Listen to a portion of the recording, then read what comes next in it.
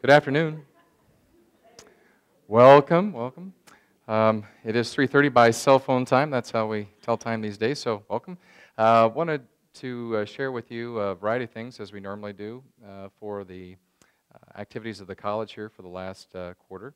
As you know, we had a Board of Trustees meeting on Monday. I kind of gave them an update on a number of key points here, but we've also amended a few things, and actually quite a bit happens anymore around community colleges, so there's been a few number of points here I'll actually mention that have actually changed from our first conversation with the board. So I'll move through these pretty quickly and give you enough time to look at them. These will be on my webpage here at the college. And I want to allow some time at the end, as we always do during these kind of town hall gatherings, to answer any questions you might have. So any general questions before we get started today? Thanks for being here. By the way, how did you find out about today's meeting? Fast faxed? All right. How else? Email? Anybody else? Any other medium? Okay, good. Good feedback for our marketing department. All right. Let's talk about what we're going to talk about. This is the agenda for the day, and I've got a few other points that I want to add to that as we go along, kind of up to the minute, but these are some of the key points that we'll cover. And as I mentioned at the end, after we get past looking ahead, if there are other topics that we haven't covered here for you today, let me know and be happy to share those with you as well. So enrollment, holy cow. This is what we look like. 11,674 unduplicated credit students. Largest ever in the history of the college. Give yourself a round of applause. Holy cow. Yeah. In fact, we have outstripped about every metric that is out there in terms of the number of persons of color at the college, the number of people from international origins, the number of full-time students, the number of billing credit hours carried on average by the average student. It's just amazing. And one of the things that we will be doing to help acknowledge this is actually have a celebratory event. We are currently working to come up with some ideas. If you've got any of those, if you want to pass those on to Cindy Allen, but we want to take a pause and say, holy cow, this didn't happen by accident. All of us are doing great work, having not only a very successful time, but we also want to pause and say thank you in a very public way. I want to do that. The Board of Trustees would like to be there as well. So as more information is put together and we localize on a day, we hope that you will be a part of that. It's an important time. There will be food involved, so you definitely want to show up for that part. There is a rumor there could be ice cream too, so yeah, it's my personal favorite. But this is amazing, and there are some in our community who say, when asked about the rationale for this, they will say, well, it's the economy, stupid. That's what it is. Well, my answer to that is an emphatic no, it isn't. It's part of it, but it's not all of it. We have peer institutions, actually institutions even larger than Jackson Community College, who are not seeing these kinds of double-digit increases. They are in our peer group, Group 2, some of them are in Group 1, and they're seeing enrollment increases of 2%, 3%, something along that line. So what's the key differentiator? Is it the location? No. In some of these communities, some of these community college districts, they have lost just as many jobs as we have. They've had outmigration. They have had corporate departures. They have had increasing numbers of foreclosure, lots of things like that. So what's the key differentiator? In my view, the key differentiator is all of you. Well, what does that mean? Well, because of you, because of your creativity, because of your innovation, because of your hard work, what we're really seeing now are new programs that are being put together. We have new opportunities for students to be successful. We have Achieving the Dream.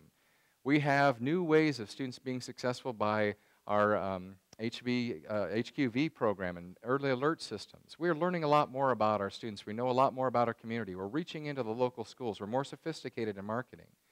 We have new facilities. We've made huge emphases with regard to critical programs like nursing and allied health and digital technology. We've advanced the importance of adjuncts on our campus, fully integrate them. We are an institution committed to continuous quality improvement. Holy cow. It's easy for me to understand why it's different, because all of us are different. We are the one element that is wholly different than any other community college in the nation. It is all of us working together real hard, being creative and being innovative and putting our nose to the grindstone and making it happen. That's why we're successful.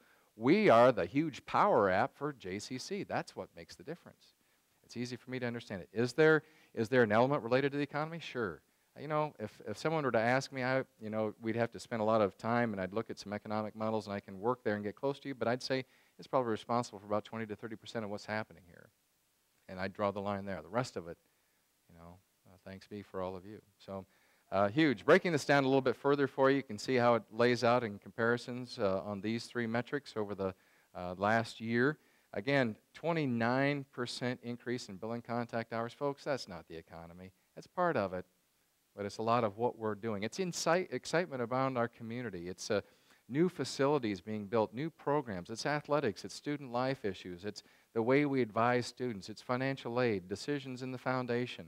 You know, lots of cool things are happening that contribute to make this happen. So you are all the reason that's happening, plus the economy. Looking at it another way by geographic location, every one of them is up. Every one of them is up. And, you know, we're really seeing some interesting things occurring with regard to internet. Our faculty, I think, are doing a great job in incorporating internet technologies, doing more with hybrid, so you have on the ground and on the internet. So those are some exciting things that I think are reaching out and connecting with students. Some of our faculty are doing pretty cool things with video streaming and iPhones and downloading and doing communications that way. I'm really excited about that. I think some of the work that we're doing with technology on campus is just pretty exciting for me. So for those who are time-bound and place-bound, they are reaching out through the internet to be able to capture courses at JCC. And I think we're going to see more and more of that as the economy continues to stress us. The demographics, this is how it lays out, more and more full-timers, a little bit of undulation there, principally because of unemployment. We are seeing more individuals who are coming surely and choosing JCC as the first option for higher education, so they come to us as full-time. But we also have unemployment. Individuals are going out there looking for a job, but while they're doing that, they're wanting to build their job skills. They don't have a job, so they're going to school. So it'll be interesting to monitor that over time. We tend to be fairly balanced at around that same percentage mark for gender and age. We don't see quite the uptick that we saw in the last couple of years with regard to age because of unemployment. What I'm paying attention to in our organization right now, this is interesting information for me and I'm sure for all of you, but my mind is actually out into the future. I'm thinking about what happens by fiscal 2015. All of the demographic work that I'm looking at, all the research I've been doing, suggests to me that we have to be fully engaged as an organization thinking about the year 2015. In my view, that's where the cliff is. So within the next year or two, we're going to start making some very plodding, if not pedantic, strategies in place to help us deal with creating a sustainable community college. One that is not continuing built on a growth curve that is slanted up to the North Star, but one that says we're going to be seeing some leveling off and perhaps even some decline. We've got an economic model, a business model, a finance model that cannot sustain that. So we have to think differently about how we deploy our resources. How do we deploy all four resource categories: information technology, facilities, finance, and people. So we need to think about how we do that effectively. But most of my time is now thinking, you know, forward to 2015 and say, gosh, what do we have to have as a sustainable organization? And then come back to present day and say, what kind of systems and strategies can we put in place now to assure that we are sustainable when those revenue streams are beginning to fall off? Fall registration, just as a reminder, a little bit of a change there. We are making some change in terms